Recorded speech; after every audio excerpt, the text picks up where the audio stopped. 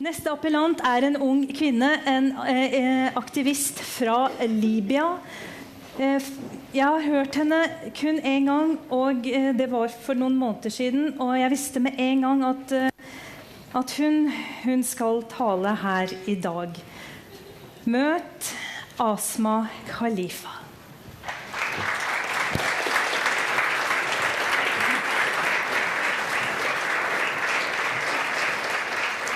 Good afternoon, everyone. I'm also going to do this in English because I don't speak Norwegian yet. But I'll try to speak slowly and not go so fast. I would like to congratulate Født Fri and thank them for having me speak today.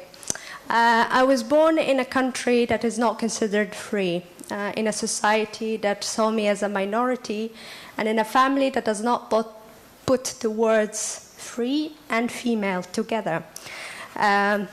So when you don't know anything else, you grow up thinking that oppression is normal. It's the status quo.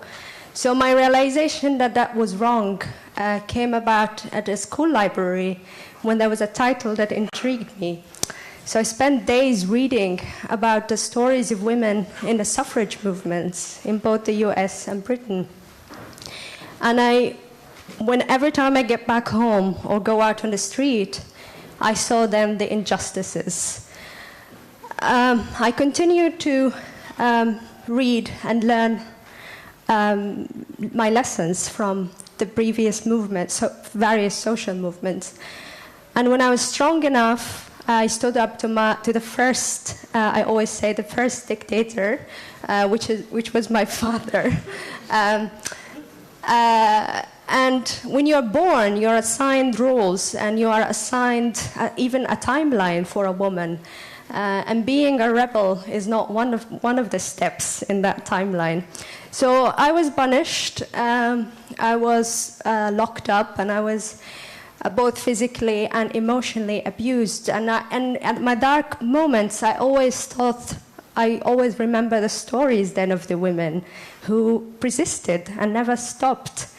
So I took responsibility for my action, and I got my freedom, privately at first.